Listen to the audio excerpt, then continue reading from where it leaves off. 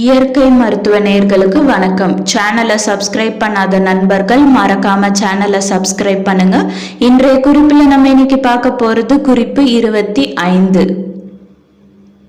ஆடா தோடா இலை, தூதுவளை, துளசி இலை இவைகளை பொடியாக்கி தேன் கலந்து சாப்பிட்டு வந்தால் தும்மல் குறையும்.